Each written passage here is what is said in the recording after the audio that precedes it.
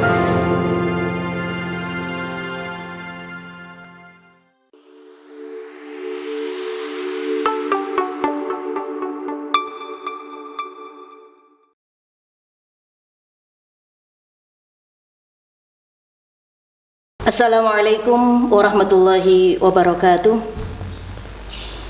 A'udzu billahi minasyaitonir rajim. Bismillahirrahmanirrahim. Alhamdulillahirabbil alamin. Wassalatu wassalamu ala sayyidina Muhammadin wa ala alihi washabbihi ajmain, amma ba'du. Alhamdulillah, puji syukur kepada Allah Subhanahu wa taala. Pada hari ini kita masih diberikan kesempatan dan kesehatan untuk memulai acara Bincang-bincang bersama Rumah Penyuluh, Media Dakwah dan Informasi. Kita lihat pada hari-hari ini, pandemi masih belum usai. Tingkat penyebaran COVID-19 semakin luar biasa, khususnya di Blitar Raya. Sehingga di Blitar ini kita termasuk zona merah. Kegiatan-kegiatan yang ada di masyarakat harus diberhentikan. Tidak hanya di pasar, mal, atau swalayan, tetapi juga di rumah ibadah. Ada pembatasan-pembatasan yang diberlakukan oleh pemerintah. Lalu, bagaimana kita menyikapinya? Hari ini saya sudah didampingi narasumber kita, yaitu Ustadz Husnuddin. Assalamualaikum Ustadz. Waalaikumsalam warahmatullahi wabarakatuh. Bagaimana kabarnya hari ini? Sehat ya Ustadz? Alhamdulillah, sehat luar biasa. Alhamdulillahirabbil alamin. Baik Ustadz, sesuai dengan surat edaran Menteri Agama nomor 17 tahun 2021 tentang peniadaan sementara peribadatan di tempat ibadah, tidak hanya di masjid, tetapi juga di rumah ibadah agama yang lainnya tentunya. Dan yang hari-hari ini, karena ini sudah mendekati Hari Raya Idul Adha, tentunya kegiatan keagamaan Islam sedang gencar-gencarnya, malam takbiran, sholat Idul Adha, kemudian penyembelihan dan lain sebagainya. Karena di Kota Blitar pada saat ini zona merah dan diberlakukannya PPKM darurat, begitu ya. Setelah melakukan sosialisasi kepada masyarakat, bagaimana tanggapan mereka Ustadz? Terima kasih. Jadi dengan adanya PPKM darurat khususnya di wilayah Kota Blitar, ini saya atas nama sebagian dari warga juga mewakili dari termasuk tokoh masyarakat. Jadi artinya ada beberapa pendapat yang berbeda. Ada yang mendukung, ada yang menolak, dan macam-macam lah. Jadi berbeda-beda. Hanya saja begini, kita semua terkait dengan PPKM darurat ini artinya menanggapinya dengan baik. Maknanya apa? Karena ini yang namanya darurat itu ya sudah pol. Jadi artinya kalau sudah darurat itu yang asalnya tidak boleh menjadi boleh. Ad-daruratu tubihul mahdurat. Yang asalnya tidak boleh berhubung ada darurat menjadi boleh. Namun begini, terkait dengan rangkaian ataupun kegiatan yang jenengan tanyakan tadi dari Mbak Ida, jadi bagaimana kegiatan-kegiatan pembatasan kegiatan khususnya ini menjelang tahun atau menjelang Idul Adha. Idul Adha pada kali ini. Memang biasanya kalau Idul Adha hampir di semua musola masjid wilayah kota itu membludak. Jadi artinya kegiatannya banyak. Namun dengan adanya PPKM darurat, akhirnya termasuk ada selain SE dari menteri, juga ditambah dari wali kota kita yang di kota khususnya. Dengan adanya itu ya memang kita akui saja masyarakat berbeda-beda mensikapi ini, berbeda-beda mensikapi. Ada yang sangat keras sehingga tidak mau seakan-akan kalau sholat itu dihentikan, khususnya sholat Idul Adha ini. Kemudian ada yang memang mereka sebelumnya sudah khawatir, ada rasa takut sehingga kalau sholat nanti mereka takut tertular. Ada yang mereka biasa-biasa saja, atau bahkan mereka yang abai dengan aturan prokes ini. Nah, kita atas nama juga penyuluh memang harus memberi informasi mensosialisasikan terhadap itu, termasuk begini. Sehingga kalau memang di lokasi sekitar masjid musola aman, artinya mungkin satu RT atau satu RW tidak ada yang terpapar, aman, maka menurut kami itu boleh atau bisalah melaksanakan kegiatan asal dengan kegiatan atau protokol kesehatan yang ketat. Namun apabila sekitar masjid musola, tidak jauh dari masjid musola, ada beberapa yang terpapar, kalau tadi disampaikan bagaimana sholat idnya, ya mungkin bisa dilaksanakan di rumah sesuai dengan ketentuan-ketentuan yang ada. Iya, jadi yang dilarang itu bukan ibadahnya ya Ustadz ya? Ya, kalau ibadahnya tidak dilarang, kan sholat id bisa dilaksanakan di rumah, seperti itu. Ya. Takbiran juga bisa dilaksanakan di rumah. Baik, berkaitan dengan sholat id itu tadi Ustadz, walaupun tidak dilaksanakan secara berjamaah di masjid, namun bisa dilaksanakan di rumah. Nah, ini kadang di masyarakat kita itu tidak penak karena sudah terbiasa melakukan sholat id itu di masjid atau di lapangan bersama orang-orang banyak. Nah, kalau seperti itu, ini boleh dilaksanakan di rumah. Kalau memang boleh dilaksanakan di rumah begitu, itu peran suami kan sangat penting untuk melakukan sholat id berjamaah di rumah bersama dengan keluarga. Nah, ini menurut panjenengan bagaimana? Peran suami itu sangat penting sekali. Lalu bagaimana cara melaksanakan sholat id itu sendiri ketika di rumah? Mohon penjelasannya Ustaz. Ya, terima kasih Mbak Ida. Jadi artinya begini, sholat id itu hukumnya sudah maklum, sunnah muakkad, sunnah yang sangat dikuatkan. Lantas terkait dengan pelaksanaan itu bisa di masjid, di musola, di tanah lapang, bahkan di rumah. Namun yang sudah kita laksanakan tradisi dari tahun ke tahun itu memang dilaksanakan khususnya kita ya di musola atau di masjid yang paling banyak ngoten.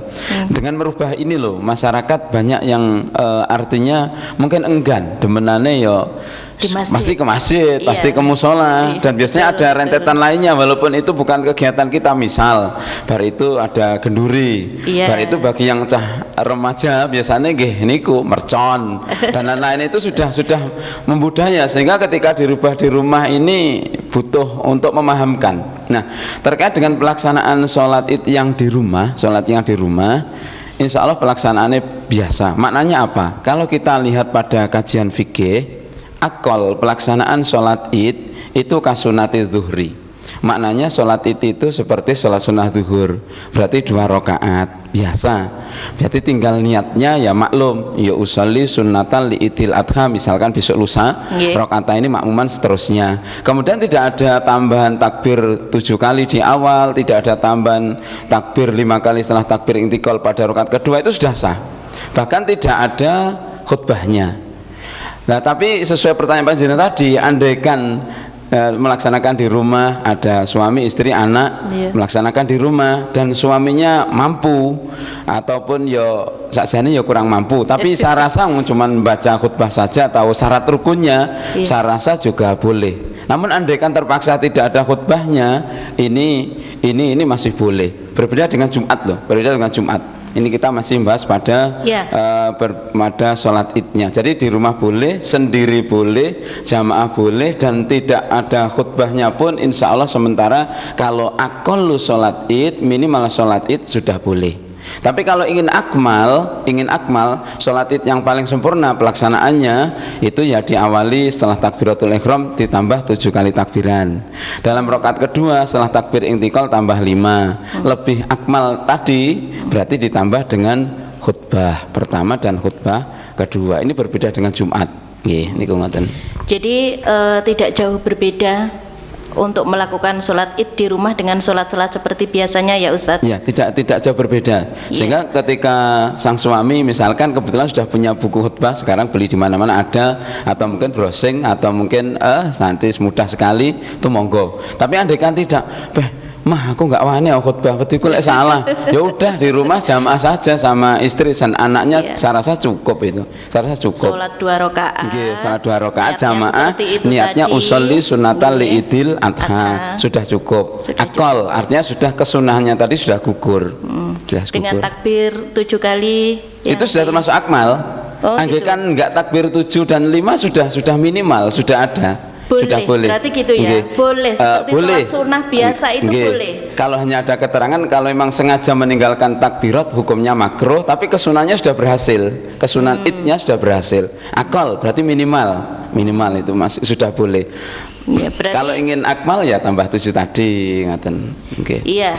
Takbir 7 kali, rokaat pertama, rokaat kedua 5 kali, begitu. Nggih. Tambahannya itu, tapi tidak ada khutbah. Berarti kan masih boleh ya Ustaz? Masih boleh. Masih boleh.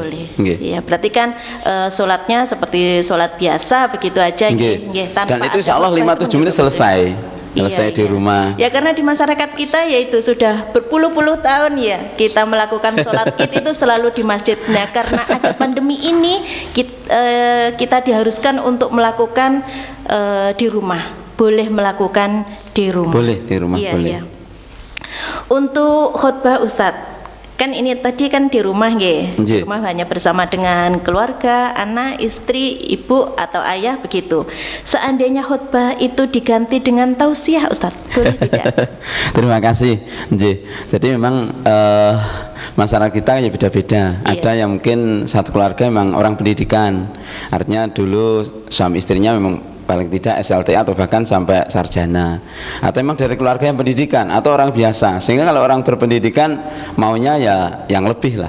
Iya, Kalau iya. sholat id ya walaupun di rumah maunya sambil baca buku khutbah, sambil baca lembaran khutbahnya. Namun ketika khutbah ini diganti dengan tausiah bolehkah? Ya, kalau di kacamata fikih yang namanya tausiah, wasiat, perintah, ya segala sesuatu yang merintahkan kepada kebaikan. Namun ketika nanti kita dinamakan khutbah, bahkan ini khutbahnya sesuatu yang sunnah, ya kalau khutbah harus ada rukun-rukunnya. Berarti ada baca tahmid, Ya. kemudian ada baca sholawat, kemudian perintah takwa itu kita munculkan dan semua rangkaian khutbah tadi kita munculkan dalam khutbah itu tadi. Namun apabila dia lupa atau tidak mampu atau mungkin belum bisa, ya bisa lah, namanya wasiat berarti nanti tidak diniati khutbah, wis ngiras-ngirus ini hari raya Idul Adha, setelah itu khutbah ngiras-ngirus ya. Mungkin bahasanya bahasa halus keluarga sekalian, tidak jamaah sekalian. Kita walaupun di pandemi kita tetap bersabar dan jangan meminta yang lebih karena nanti uang memang sangat menipis dan ini keluarga kita juga ada yang di PHK, maka saya mohon untuk bersabar dan menerima apa adanya semisal itu sudah masuk tausiah walaupun tidak diawali dengan tahmid, diawali dengan sholawat, tapi tidak bisa dikategorikan sebagai khutbah karena tidak ada rukun-rukunnya. Namun kalau tausiah itu saya rasa bagus mawon, ba'da sholat tasik berdiri. Gini nggih, boleh tausiah, tapi itu bukan menjadi pengganti Betul, iya. untuk khutbah sholat Idul Adha itu sendiri, begitu ya Tidak Ustaz? menjadi pengganti dan Iya. tidak bisa dinamakan khutbah karena tidak ada rukun-rukunnya. Tidak ada rukun-rukunnya. Sebenarnya rukunnya itu pendek, tapi ya maklum karena nanti ketika satu masjid dipecah menjadi 10 RT, kan di rumah-rumah mengadakan. Nah, yang dulunya belajar agamanya ini belum sampai pada bab itu, mungkin kan belum tahu sehingga cuman pitutur mawon. Nanti diambil lembaran boleh, tapi sifatnya itu ya hanya tausiah, belum bisa menjadi ganti dari khutbah dan tidak bisa dinamakan khutbah. Hanya saja itu baik. Karena setelah sholat dia memberi tausiah atau memberi himbauan, instruksi atau ajakan kepada keluarga. Iya. Begini Ustadz, karena kita sudah lama terbiasa dengan sholat id di masjid begitu nggih. Kalau di rumah itu rasanya ndak enak. Itu lebih baik kita melaksanakan di rumah sholat id itu atau malah tidak? Bagaimana Ustadz? Karena kebiasaan itu tadi. Iya, terima kasih Mbak Ida. Jadi artinya alhamdulillah di masyarakatnya sangat mengakar. Kalau bodoh itu ya pasti ke masjid.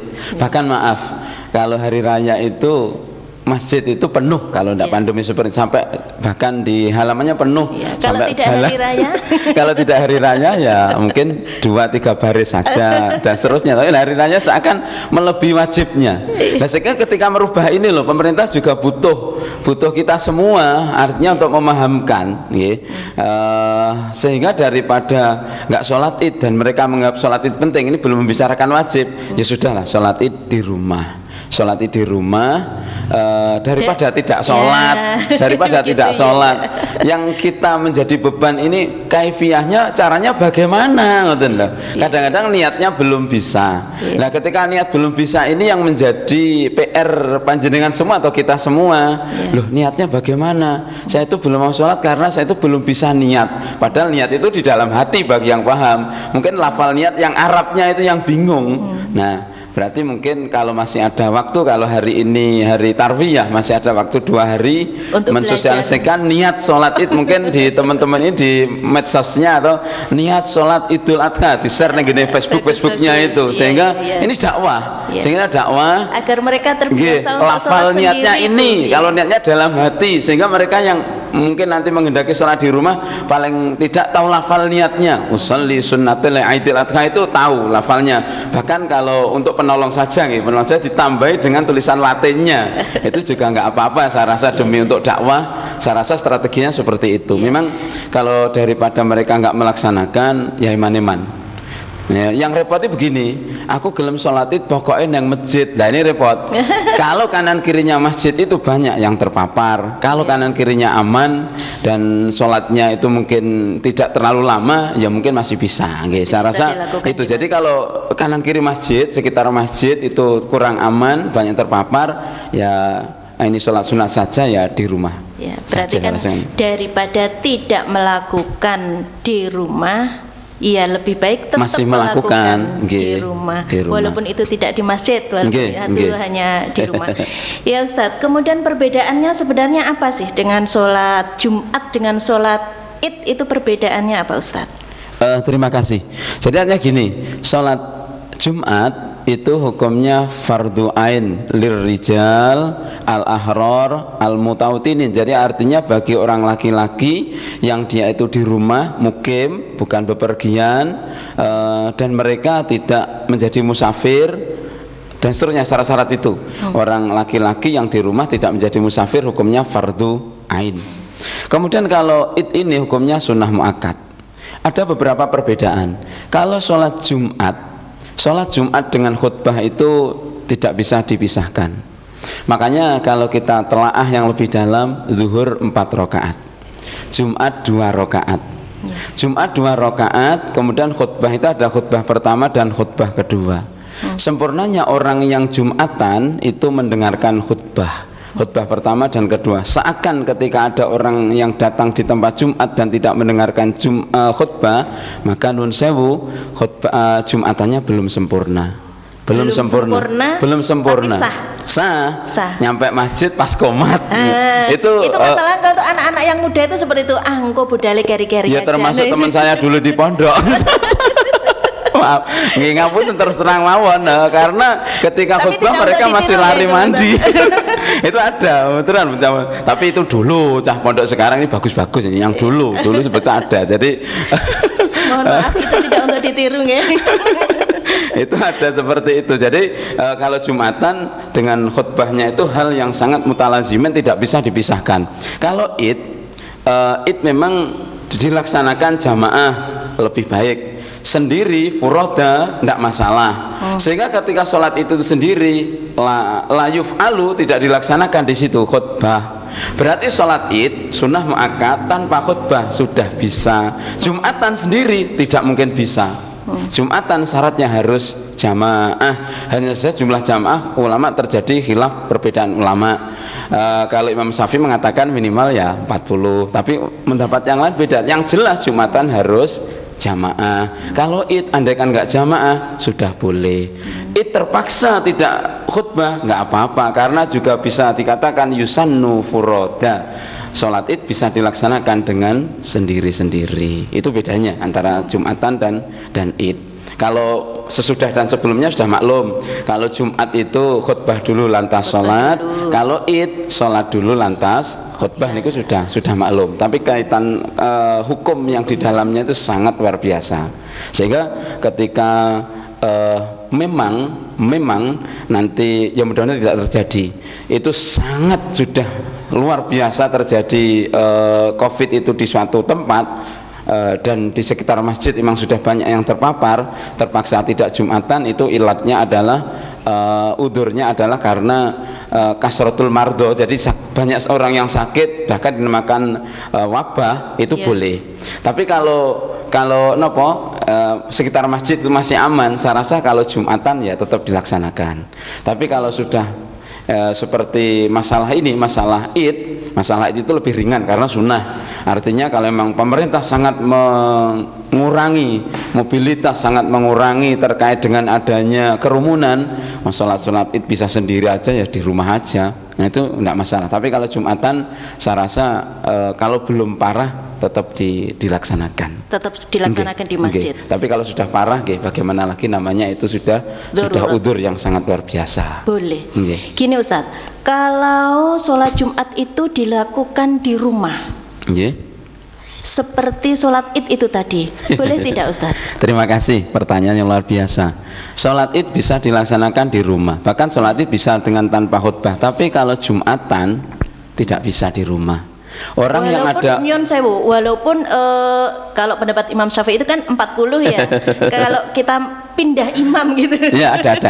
Iya, itu katakan kan 12 8 iya, itu. Iya. Itu bagaimana Ustaz? Kalau sholat Jumat, satu syarat melaksanakannya di masjid. Yang kedua harus memenuhi jamaah yang sesuai keyakinan mengikuti madhab siapa. Kalaupun toh tidak bisa Jumatan, itu solusi pelaksananya adalah dengan duhur. Berarti otomatis tidak dilaksanakan Jumatan, tapi gantinya sholat duhur di rumah, karena tidak mungkin Jumatan dilaksanakan di rumah. Kalau memang ya mudah-mudahan tidak terjadi di suatu daerah yang pandeminya sangat parah, bahkan zona hitam, hampir semua satu RT itu ada yang terkena, bahkan tidak hanya 3, lebih dari itu misal, maka di situ nggak usah Jumatan, ya duhuran di rumah. Berarti luzumul bait, tetap di rumah, sholat di rumah, nggak usah Jumatan, karena nggak mungkin Jumatan syaratnya di masjid, dan Jumatan harus jamaah. Kalau di rumah mungkin yang satu nunggu yang sakit, satunya ini ya udah sholat duhur saja. Berarti nanti kalau mudah-mudahan tidak terjadi, kalaupun di suatu daerah terjadi hal yang sangat pandemi yang sangat kuat, maka di situ gantinya adalah sholat duhur di rumah. Sehingga kalau dikatakan Jumatan di rumah tidak bisa, fikih mengatakan tidak bisa.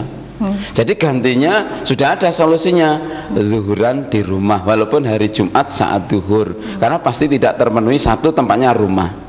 Sebenarnya untuk menjadikan masjid itu mudah. Kamar yang kita gunakan pas sholatan kita niati masjid bisa, namun solusinya nanti ketika sang itu meninggal nggak bisa diwaris. Nah ini kan repot. Berarti begitu ya Ustaz, ya? Tempat apapun kita jadikan masjid bisa, namun ya menjadi wakofan. Setelah itu menjadi haknya Allah. Jadi artinya kalau sudah darurat ya udah zuhuran saja. Berarti tidak ada istilah kita Jumatan juga di rumah. Fikih tidak seperti itu. Kalau di rumah namanya zuhuran, pengganti sholat Jumat, ngaten. Gitu ya, ya. Ini membuat kita semakin tercerahkan oleh penjelasan panjenengan. Nah, terakhir Ustadz, pesan moralnya bagi saudara-saudara kita dalam menghadapi pandemi saat ini yang masih belum juga berakhir, dan terutama saudara-saudara kita pada saat ini yang sedang berjuang melawan virus corona yang sedang dialaminya. Pesannya Ustadz untuk masyarakat.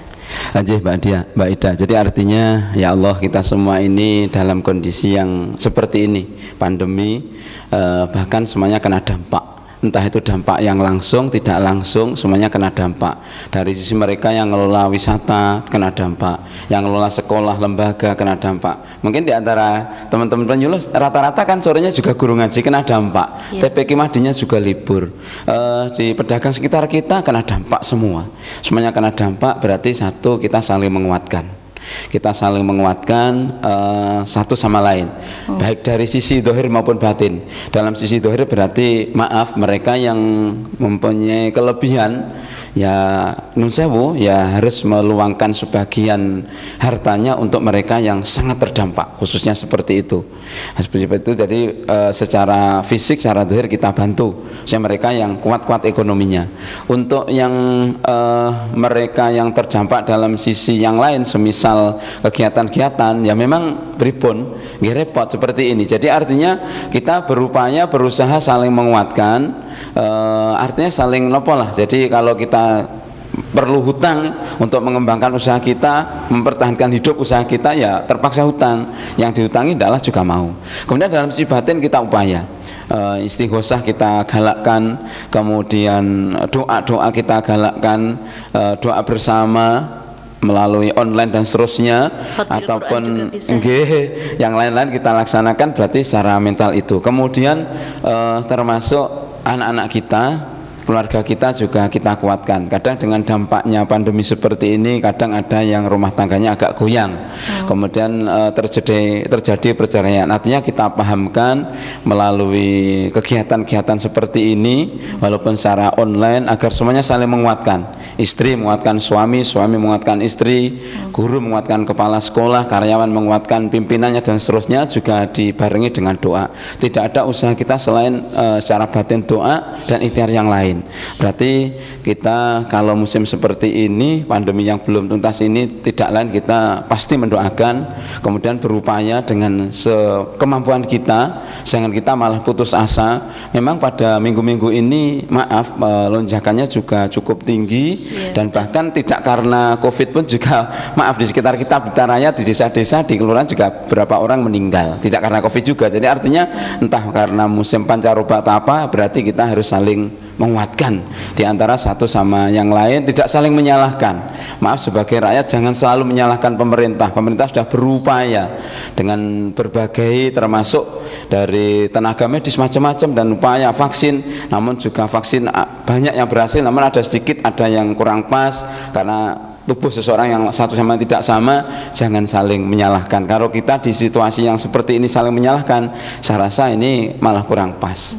Mungkin upaya, hanya saja upayanya kan ada yang belum pas. Maka harapan kita bersama tetap bersatu padu di dalam menghadapi pandemi ini. Juga kita berdoa bersama-sama, walaupun tidak satu majelis, mungkin bisa melalui WA dan seterusnya, sehingga ini bisa segera usai. Tidak ada yang ingin itu berpanjang, tidak ada, inginnya segera usai. Yang segera usai, semuanya sehat, termasuk anak-anak sekolah kita, anak-anak didik kita, atau anak asli kita. Ini sangat terdampak, hampir 1 tahun lebih. Yang ngerjakan tugas itu bukan anaknya, jadi orang tuanya. Dan nanti kalau generasi ini sampai 2 tahun, 3 tahun, ini lulusan corona murni ini nanti. Ya panggah lulus, tapi kan sangat mesak nih. Jadi artinya kita kasihan anak-anak seperti itu. Itu Mbak Ida untuk pesan moral.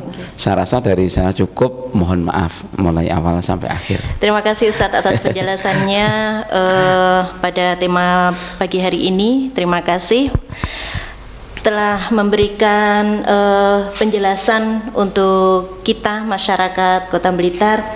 Mudah-mudahan dengan penjelasan Ustadz Husnuddin pada hari ini membawa pencerahan bagi kita bahwasanya hukum itu tidak harus saklek, hukum itu lunak, disesuaikan dengan kondisi yang ada.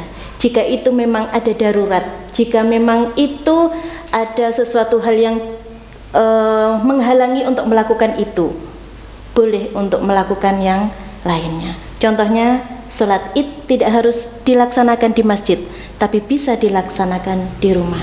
Jadi masyarakat Kota Blitar, mari kita menyikapi pandemi ini dengan hati yang lapang. Jangan sampai kita menyalahkan, atau jangan sampai kita memberikan berita hoax, apalagi dengan kasus-kasus agama yang di media sosial itu. Terima kasih Ustadz, mohon maaf apabila saya salah kata. Dan itu tadi perbincangan kita pada pagi hari ini di Bincang-Bincang bersama Rumah Penyuluh Media Dakwah dan Informasi. Terima kasih, kita bisa ketemu lagi pada episode berikutnya. Assalamualaikum warahmatullahi wabarakatuh. Waalaikumsalam.